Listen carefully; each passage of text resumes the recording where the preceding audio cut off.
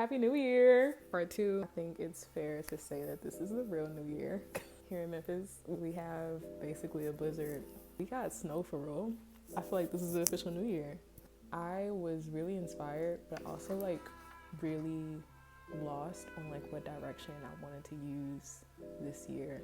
I feel really motivated and I feel really inspired anytime that I'm by myself. Some things that happened at the beginning of the year may have felt like I was being removed, but it plays out in the best of ways once I move past that like I did something wrong.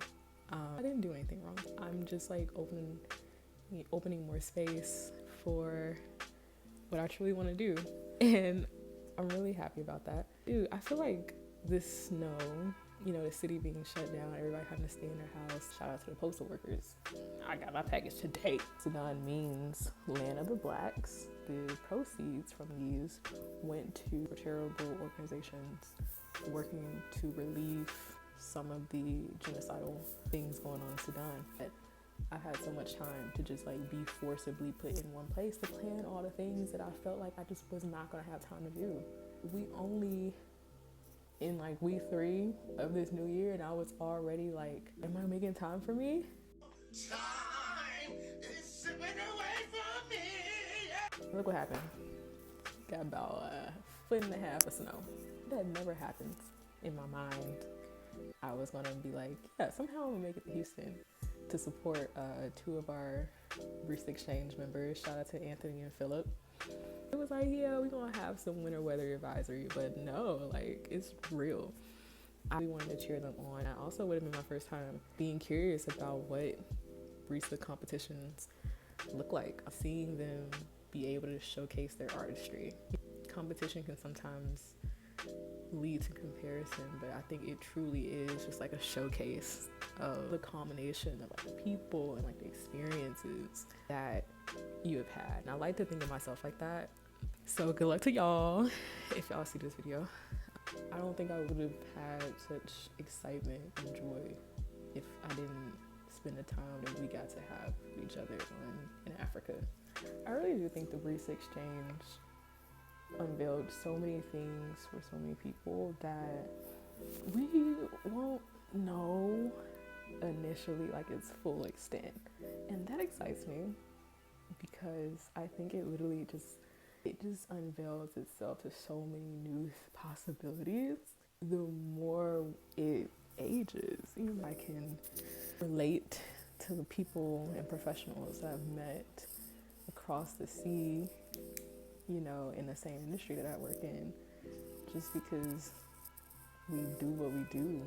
Things that I did in 2023 that my 2022 self would be proud of. Saw some great women performers. My roster, killer, okay? I saw SZA, I saw Beyonce, I saw Erykah Badu, I saw No Name, and I saw some amazing women from Memphis perform. Unique, Nubia, the women. I love women performers. This previous summer, I got a chance to help lead alongside Renata Henderson, specialist in training internship program.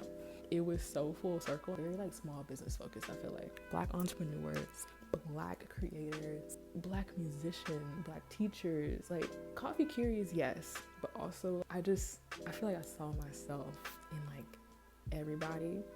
That was my introduction to me working at Cxffeeblack. Yes, the coffee lured me in. I know it's good. I know there's more to learn.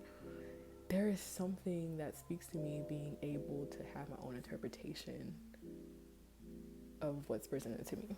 And I think that is a tone that we get to set that's really great. I roasted a coffee for a rapper.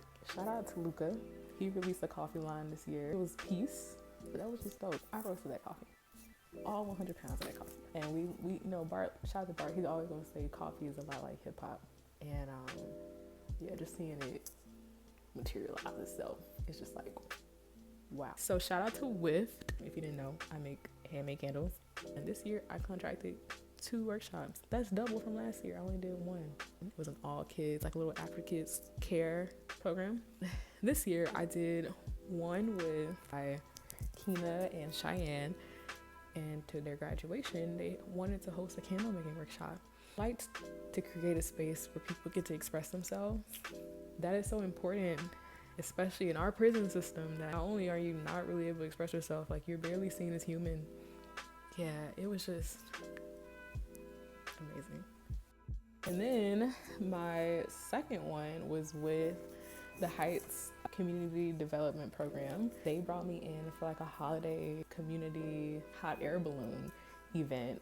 That happened right when I got back from Africa, which was so needed because, girl, this one was so cool because I did that. The way I proposed it, I felt an initial level up from my previous one. Just seeing the kids' reaction, it's just an all-around like beautiful experience. I'm so happy I get to provide. Can't wait for the next one. So that was 2 last year. I'm trying to double it. 4 for 2024. Hit me up. Made a collaboration shirt. Shout out to me and Simone. We collaborated in a Love Black Women Like You Love Black Coffee t-shirt with Cxffeeblack. Like, do y'all sell that shirt? And we was like, we can. Because I think it just showcases, like, with the work that we do, literally limitless. Applied and got accepted to the Barista Exchange program 2023. I almost did not apply. Can you believe that? I almost did not apply.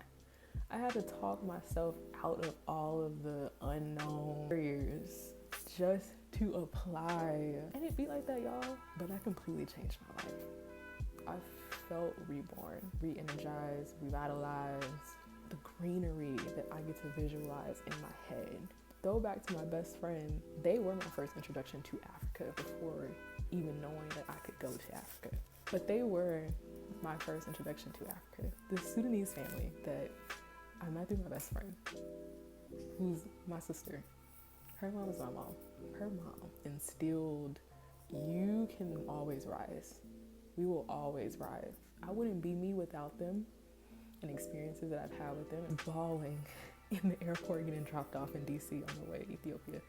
Bawling, because in that moment, it was just like I'm being given, I felt, to Africa, like go see the beauty that is still there. There's so much beauty there. And go meet the people and go have an amazing trip with other people who are also experiencing this for the first time from all across the country, all different backgrounds, all walks of life. Just go and be reborn. You're reintroducing your whole legacy, your whole lineage is being reintroduced to a land. I was bawling. Because on the other hand, that first introduction that I was talking about, I don't know what that will look like. Sudan. But like we saw in Rwanda, what's magical, the stubbornness to keep fucking going, to not give up. And it's everywhere. The Africa-Rwanda genocide, like how can we go back and return to what we were taken away from as a people? I don't know what else to say.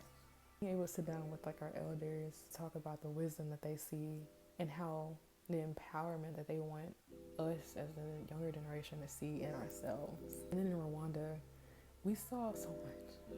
We saw love. We went to a wedding. We went to a whole wedding. All these beautiful farms. Seeing women in collaboration over some things that you can't even fathom you have to come from. Or you can actually, because you're sitting here. A lot of us are sitting here because we've come from so much and we continue. That's that stubbornness. Keep on pushing. That's okay. The continent is so beautiful, and how something so small like coffee or just the acknowledgement of somebody's existence can mean the entire world.